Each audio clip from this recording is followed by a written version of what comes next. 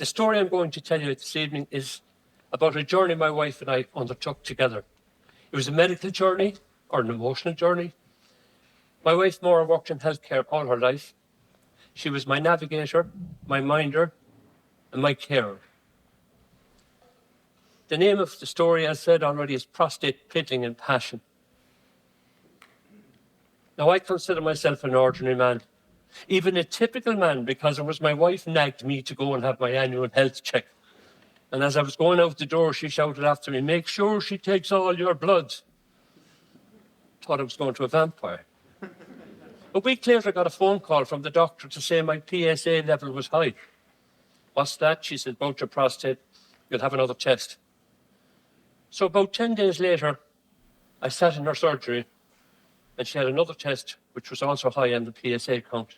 She said, "I want you to lie on the couch and stick your backside out," and she inserted her finger. It's a DRE test, digital rectal examination. But she's supposed to be able to feel distortions, and she couldn't. So she said, "I'll refer you to a urologist."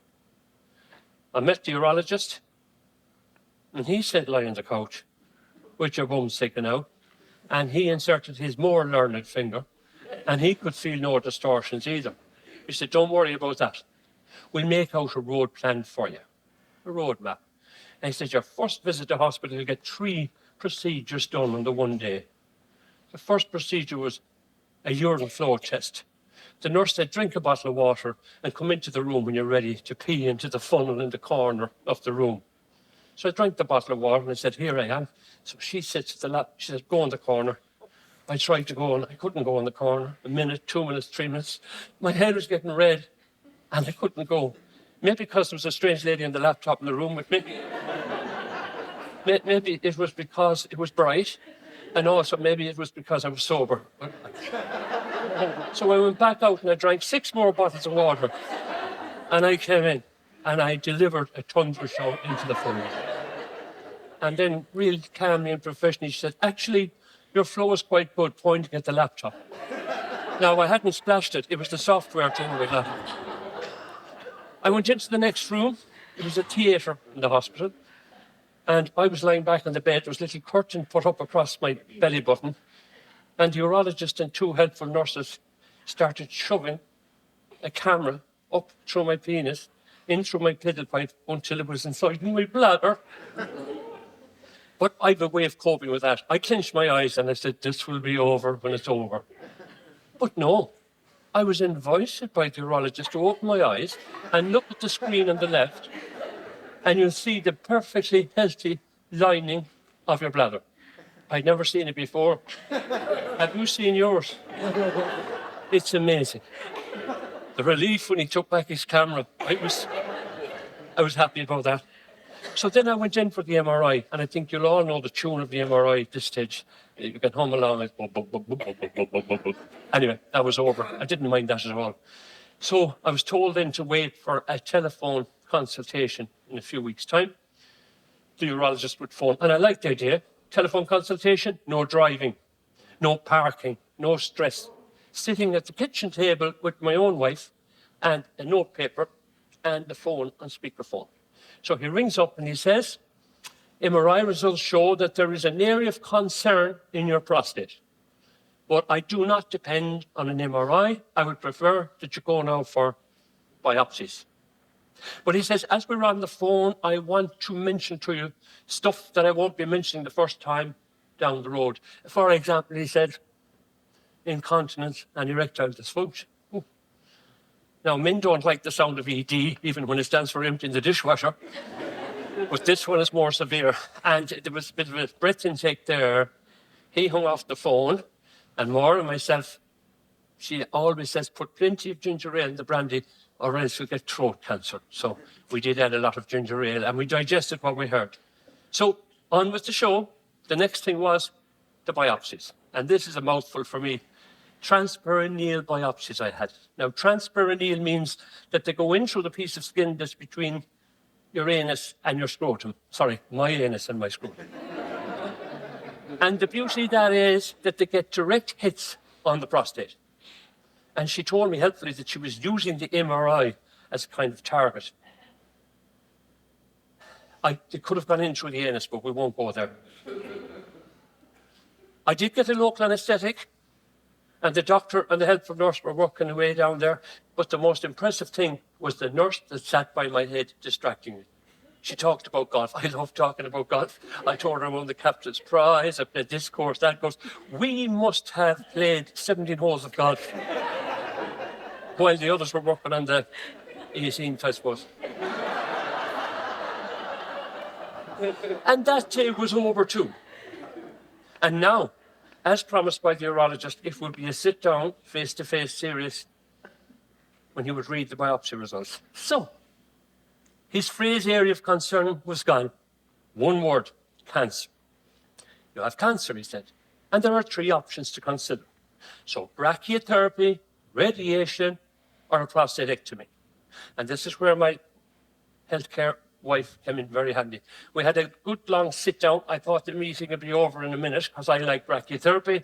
I walked and talked and drank and played golf with fellas who had brachytherapy 10 years earlier and they were alive. She said, no, we'll talk a bit more now.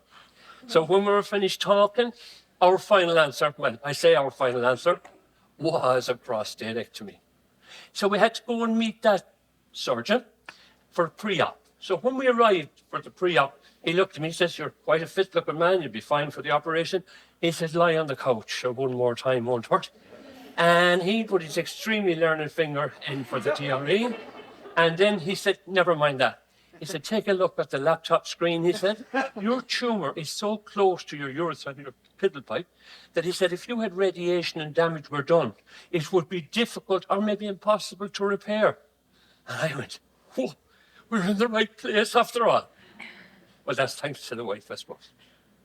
So then he said, the way we deal with this now is cancer, continence, and potence. 3 strange words to me. And I made a mental note at the time that for me, that's prostate, piddling, and passion. Because I understood those and I was good at the 3 of them. The next thing he said, I do have to ask you, how is erectile function at this moment in time? And I said, without hesitation, I'm a Ryder Cup contender scoring regular birdies. And Maura squeezed my hand under the table. She didn't argue. I was delighted with that. He said, he asked a question then, kind of off the 2 of us, when would you like to have the surgery? And we said in unison, as soon as possible. Okay, he said, I'll draft a letter with the time and date and the title of your procedure, which is I am the very model of a modern general information. I'm a vegetable. Fact of the matter, I'm a vegetable. I am the very radical robotic prostatectomy. So, radical robotic prostatectomy. Now, that was a mouthful. We went home to wait. Now, while I was waiting for the letter to go for the operation, I did get curious. I never Googled anything all along because I was sleeping with a certain Dr. Google. But I did Google this time. I wanted to see what a video of a radical robotic prostatectomy looked like. So I went into bed with the laptop one evening, and I crossed my legs really tight because I didn't want to frighten anybody, little people. And I had a look, but you know, it did me good. And I'll tell you why it did me good. I'm very good with my hands, mechanical stuff myself. And the precision of it, and the accuracy, and the whole way, 4 little holes. My bikini line is still beautiful. And the big hole was the camera, obviously enough. And then the way it finished up, it was like ballet in the belly. And when they did the final act, out with the prostate, inside in a Ziploc bag, ready for the lab. I was really buoyed up with confidence. So within a matter of weeks, a helpful nurse said, if you use talcum powder, it helps get on those stockings for going to theatre. And I didn't remember much more till I woke up in a ward and I had tubes out of me, in, out, and I had a catheter and a urine bag and all this stuff. But still, the tea and toast was beautiful. And the nurse gave me a second round. He was gorgeous. Then the surgeon walked in all chirpy. He said, your operation went very well, and I phoned your wife last night and told her so, and I'm telling you now that I did some nerve sparing. And I knew then that he knew that I wanted to play Ryder Cup again, and score more birdies and maybe another hole in one. So he left and a physiotherapy called by. Sit on the edge of the bed, she said. You'll be having that catheter in for 10 days. You go to your local GP, she'll remove that. Then you're allowed drive. You can drive your car. She said you won't work for 3 months, you won't cycle your bike for 3 months, and you won't play golf for 3 months. And there are 3 things I love to do. After passion, of course. In 2 days, I was discharged. And I got a little goodie bag, or a lucky bag. There was cream for the pain at the tip of the penis. There was a prescription for Cialis. There was samples of pads, samples of nappies, stuff like that. But you know, we got home. And being home was a great plus.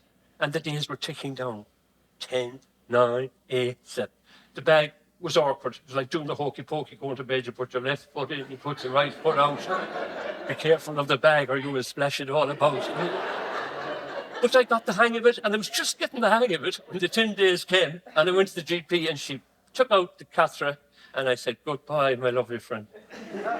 Then I drove home. I was like a young fella after getting his license. I'm driving like a car. So I went home, and the surgeon phoned me. He said, well, you got the catheter out today. Correct. I have more good news for you. The results of your lab test are back. 25% of your prostate was cancerous, but it's all contained. So I won't have to recommend further treatment now. I will review you in 7 weeks, and we'll take it from there. Now, that was great news for me. That was great on the 10th day. So I kind of said, prostate gone. Next up, piddling, or piddling incontinence, if you like. So the nappies would be gone kind of with that. I'd be moving on to a physiotherapist. I met this physiotherapist. She was amazing. She introduced me to my pelvic floor that I didn't know I had. She said, will you just exercise it for me? I said, where is it? She said, were you ever in company and you needed to release wind, but you were polite to do, too polite to do so? I said, yes, often. And she said, what did you do? I said, I did this. She said, that's your pelvic floor now. And look, you can have a go there just to break them up. Nobody will know if you do it right. So she gave me a schedule then of exercises to do every day. And I was well motivated, but she said, don't be a man and overdo it, because you'll tear your muscles in your hurry. I said, okay, I'll do it right. And she said, here's another reason why you should do your exercises. Don't be expecting any passion to come until you get your continence under control. So here I was now on the old piddling mission. So I thought I'd go to a local shop and get good pads, very difficult. Went online, I got good pads and plenty of pads. I even got myself a penis clip. If you never saw one before, it's like a cap up for that young man's guitar. So that's it. And it fits probably all sizes up. Now, I know you're thinking that won't fit, but before you get excited, before you get all excited, or before you all get excited, it will fit. And if you're getting excited, you don't need it. Because the continence has been solved. So in that passion pause time, we were curious and we did explore.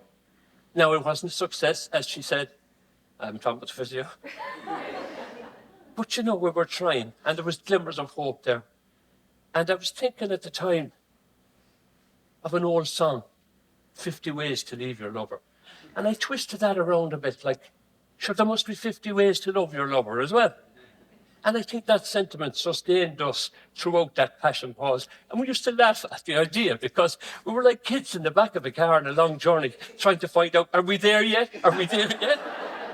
And we were improving because I went to be dry for 10 days, 10 nights, and the rest is better than that.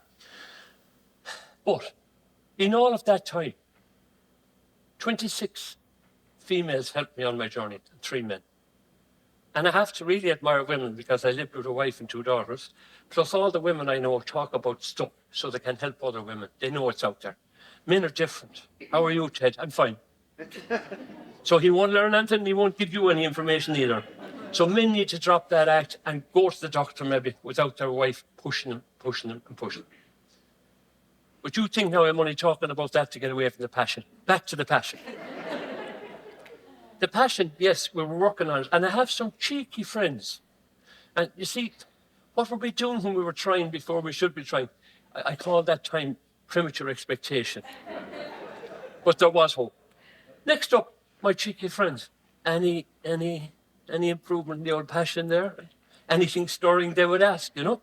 And I always told them that the passion journey was like a road journey from Cork to Belfast. A long, long journey.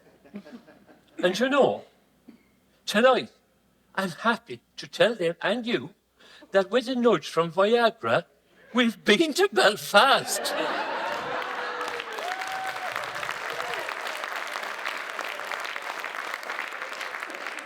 The prostate is gone, the piddling is good, the passion is great, yes, things are looking up.